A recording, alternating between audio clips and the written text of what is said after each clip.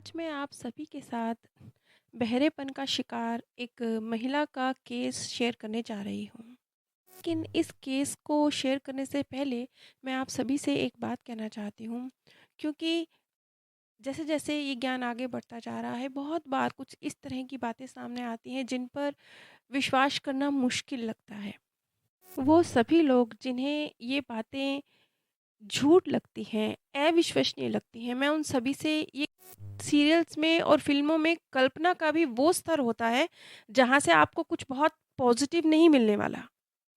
इसके बावजूद आप अपना कीमती समय उस चीज़ में इन्वेस्ट करते हैं, जहाँ से आपको कुछ बहुत पॉज़िटिव निकल कर आपके हाथों में नहीं आने वाला। अब जब मैं इस ज्ञान की बात करती हूँ, तो बेशक बहुत सारी चीज़ें, क्योंकि वक़्त के साथ धीरे-धीरे जैसे-जैसे आप आगे बढ़ते जाएँगे, आपको समझ आती जाएँगी। फ़िलहाल शायद समझ ना आती हों, आज से 5 साल बाद, 8 साल बाद, 10 साल बाद शायद समझ आ जाए। क्योंकि मेरे साथ भी ऐसा बहुत कुछ है, जो मैं आज से 10 साल पहले वाली बात जब सोचती हूँ, तो मुझे लगता है कि नहीं, 10 साल पहले मुझे ये चीज़ गलत लगती थी। आज 10 साल बाद मैं सोचती हूँ, तो मुझे ये चीज़ सही लगती है। बहुत कुछ ऐसा होता है। तो आप इस ज्ञान को, ये आपके सोचने समझने के नज़रिए को पॉजिटिव बनाता है। चीज़ों को उनके पीछे, एक पर्दे के पीछे क्या है, उसके पीछे जाके देखने की समझ डेवलप करता है। जीवन के रहस्यों को समझने में मददगार होता है। और उससे भी ज़्यादा आपकी थिंकिंग को बहुत डीप अंदर तक, आपके अवचेतन मन तक को बिल्कुल बहुत डीप में जाकर पॉजिटिव बनाता है। कम से कम इस खुले नज़रिए और इस खुली सोच के साथ तो आप इस ज्ञान को, इस वीडियो को सुन ही सकते हैं। ये बात मैं विशेष तौर पर उन सभी से कह रही हूँ, जिन्हें के मन में डाउट है कि ये सब झूठ है। ये बात मैं उनसे कह रही हूँ कि अगर आपको डाउट भी है, तो भी कम से कम एक पॉजिटिव वाइब्रेशन आ रही है, कुछ तो क्लैरिटी जीवन की मिल रही है ना। अगर आप इन वीडियोज़ को सुनते हैं, तो जीवन में और बहुत सारे घटनाक्रम घटते हैं, तो उनको देखने का, उनके पीछे देखने का नज़रिया तो आपको मिलता है ना। तो इसी खुले दिमाग के साथ अगर आप इन वीडियोस को सुनेंगे और समझेंगे, तो बहुत कुछ पॉजिटिव आप लोग अपने जीवन में अचीव कर पाएँगे। अपने को अंदर तक, ऊपरी तौर पर नहीं, क्योंकि ऊपरी तौर पर अपने आप को पॉजिटिव बनाने से कुछ होता भी नहीं है। पॉजिटिव अफ़र्मेशन कह लीजिए, ऊपर-ऊपर से अंदर से गुत्थी सुलझी नहीं है, ऊपर से पॉजिटिव बात की जाए या पॉजिटिव रहने की कोशिश की जाए, वो काम करती भी नहीं है। तो ये जो ज्ञान है, ये अंदर की गुत्थियों को सुलझाने का, उन्हें पॉज़िटिव बनाने का कार्य तो कर ही रहा है ना। मेरी आप सबसे रिक्वेस्ट है कि अगर आपको इस ज्ञान पर डाउट भी हो, तो भी वक़्त धीरे-धीरे सब समझा देगा। इस नज़रिए के साथ कम से कम ये उन फ़िल्मी कहानियों से बेहतर है जिनमें आप अपना समय इन्वेस्ट करते हैं। इस नज़रिए के साथ इन वीडियोज़ को सुनिए। ये आपको, मैं पूरी कोशिश करती हूँ कि मैं इन्हें, क्योंकि देखिए, जहाँ पर बात ज्ञान की आती है, उसे आप बहुत ज़्यादा मनोरंजक बना भी नहीं सकते हैं, एक सीमा होती है। मैं अपनी तरफ से पूरी कोशिश करती हूँ, लेकिन ब अगर मैं बहुत ज़्यादा मनोरंजक बनाने की कोशिश करूँगी, तो हो सकता है मैं शब्दों के साथ इस तरह का हेर-फेर कर दूँ कि वो सत्य से दूर हो जाए, मैं ये भी नहीं कर सकती। फिर भी सुनने में आनंददायी हो और समझने में सरल हो, इस तरह की वीडियो मैं निर्मित करूँ, इसकी मैं कोशिश करती हूँ।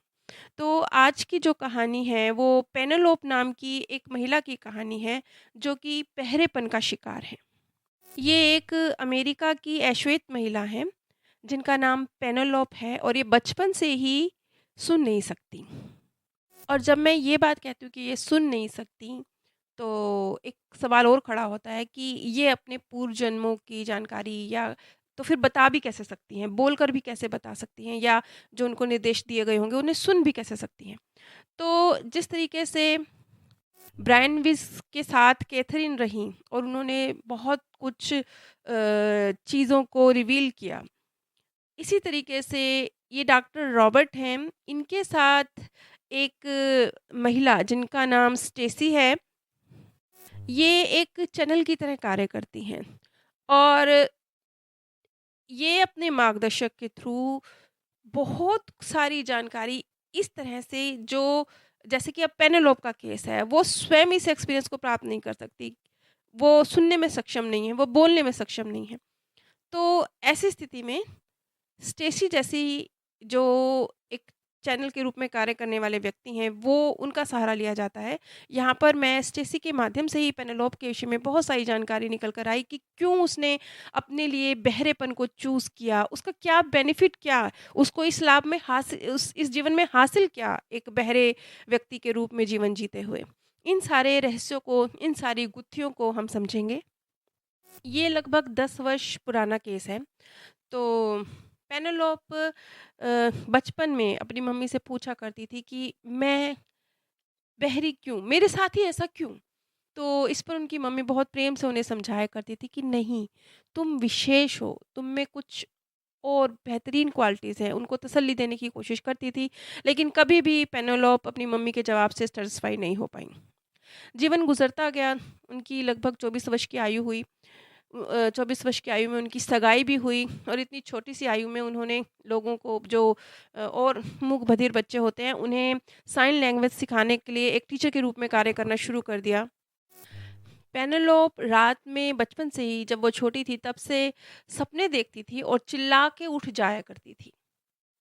पेनेलोप एक बहुत खूबसूरत बात कहती हैं कि बड़े होने के साथ-साथ जो ये बहरापन था, उन्हें ऐसा लगता था कि इसकी वजह से वो बहुत ज़्यादा संवेदनशील हो गई, क्योंकि विशेष तौर पर जब वो टीनेज अवस्था में थी तो जो उनके पुरुष दोस्त थे जिनकी तरफ वो आकर्षित होती थी, वो उनके प्रति थोड़ा रूखापन दिखाते थे। तो वो कहती हैं कि मैं मुझे ऐसा लगता है जैसे मैं अनसुनी बातें, लोगों की भावनाएँ पढ़ पाती हूँ। अब हम सबसे पहले पेनेलोप के पूर्व जन्म के विषय में जानते हैं। पेनेलोप ने जो अपना पूर्व जीवन जिया, उसमें भी जो आज के बर्थ में उनकी माताजी हैं, वही पूर्व जन्म में भी उनकी माँ का रोल ही प्ले कर रही थी। उस बर्थ में इनकी मम्मी जब ये एक बहुत छोटे लड़के के रूप में थी, उस बर्थ में इनकी मम्मी जी जो कि एक प्रेम संबंध में थी, इनके पिता नहीं थे, एक पुरुष के साथ वो प्रेम संबंध में थी और उस पुरुष का व्यवहार इनकी मम्मी के प्रति बहुत ज़्यादा क्रूर और अत्याचारपूर्ण होता था। और अक्सर वो अपनी मम्मी और अपने मम्मी के प्रेमी के बीच में बहुत बड़े स्तर पर झगड़ा देखा करते थे। और इसी तरह के हालातों के बीच में एक दिन उनके प्रेमी ने उनकी मम्मी जी पर बहुत तेज़ झगड़े के बाद, चीख-चिल्लाहट के बाद, जबकि वो कमरे से बाहर, घर से बाहर ये सारी आवाज़ें वो सुन रहे थे। और उस समय पर एक पड़ोस की एक महिला हुआ करती थी जिनकी उस बच्चे को पूरी सपोर्ट हासिल थी। जब घर में बहुत ज़्यादा झगड़े का माहौल होता है तो बच्चे भावनात्मक तौर पर टूट जाते हैं, दर्द महसूस करते हैं। कुछ ऐसा ही था, तो लेकिन ऐसे वक़्त में एक पड़ोस की महिला जो कि उस बच्चे को बहुत ज़्यादा सपोर्ट किया करती थी। एक दिन इसी तरह से उनकी माताजी और उनके प्रेमी के बीच में बहुत बड़ा झगड़ा हुआ और ये सब झगड़ा वो सिर्फ़ सुन रहे थे बाहर से, देखा नहीं उन्होंने कुछ, वो बच्चे ही थे। घबराए हुए थे, डरे हुए थे इस बड़े से झगड़े की वजह से और अचानक उन्हें कमरे के अंदर गोलियों की आवाज़ सुनाई दी। उनके प्रेमी ने उनकी माताजी को गोली से उनकी जान ले ली थी और इसके बाद फिर उन्हें एक गोली की आवाज़ सुनाई दी। उनकी माताजी के प्रेमी ने उनकी मम्मी जी की हत्या के बाद खुद को भी गोली मार ली थी। ये जो घटनाक्रम था, इसने पेनेलोप की लाइफ़ को बिल्कुल झकझोर के रख दिया था। ये मतलब जैसे कोई घटना दिमाग में फ़िक्स हो जाती है, भुलाए नहीं भूलती। कुछ ऐसा हुआ पेनेलोप के साथ। वैसे तो अपने माता-पिता का झगड़ा देखना किसी भी बच्चे को भावनात्मक रूप से तोड़ सकता है। लेकिन यहाँ तो उसने 2 लोगों की मृत्यु इस तरीके से अपनी आँखों के सामने देखी और बहुत बड़े झगड़े की आवाज़ों को सुना। तो ये सब स्थिति में उसकी जो पड़ोसी थी आंटी थी, उन्होंने उसे बहुत सँभाला, लेकिन ये चीज़ उस बच्चे के मन में इतना ज़्यादा घर कर गई, इतना ज़्यादा उसे दर्द पहुँचाया और अपनी माँ का बिछुड़ जाना, ये किसी भी बच्चे के लिए बहुत बड़ी बात होती है। इस चीज़ को पेनेलोप ने सहा। उस जीवन काल में पूरा जीवन लगभग 30-35 वर्ष के बीच की आयु में उनका जीवन जिया पेनेलोप ने, लेकिन वो पूरा जीवन, वो यादें, वो जो घटनाक्रम था, वो छपा रहा। वो याद शायद एक दिन भी शायद उनकी ज़िंदगी का ऐसा नहीं गुज़रा होगा कि वो याद उनके दिमाग से निकली हो। वो आवाज़ें, वो अपनी माँ की चीख, वो कभी उनके अंदर से नहीं गया। जितना भी जीवन उन्होंने जिया, वो इस दर्द के साथ था। और इसी तरह से लगभग 30 से 35 वर्ष की आयु में कुछ वजह ये थी, कुछ वजह भावनात्मक रूप से कमज़ोर हो जाया करते हैं ऐसे बच्चे, तो आत्महत्या से उनके जीवन का अंत हुआ। ये तो था पेनेलोप का पास्ट बर्थ। लेकिन अब हम आते हैं कि पेनेलोप का जो आज का बर्थ है, आज के बर्थ में उसने बहरेपन का चुनाव किया, क्यों किया? इसका क्या लाभ? जो उसका सोल प्लान था, जिसका डिसीज़न उसने सोल वर्ल्ड में रहते हुए लिया, वो क्यों, कैसे लिया? और इस पूरी प्रक्रिया को, क्योंकि जब सोल प्लान का डिसीज़न लिया गया, तब वो व्यक्ति जिसने उनकी माताजी की हत्या करी, उनकी माताजी, उनके पिताजी, उनके, यहाँ तक कि वो महिला जिसने बाद में बहुत सपोर्ट करी, उस बच्चे को सँभाला, उस वक़्त भी सँभाला जब वो अपने माता-पिता के बीच में, माता और प्रेमी के बीच में झगड़ा देखता था, बाद में भी सँभाला। उन सब ने मिलकर एक सोल प्लान तैयार किया, और ये जो एक दर्द बिल्कुल फ़ीड हो गया था, बिल्कुल पेनेलोप के अंदर तक पेनेलोप कभी भूला ही नहीं ना फिर इस दर्द को। ना सिर्फ़ इसे ख़त्म करना, बल्कि लोगों की ज़िंदगी में कैसे पॉज़िटिविटी ऐड करनी है। अब उसका उद्देश्य क्या करना है? किस तरीके से उसने अपने मन को हील करना है?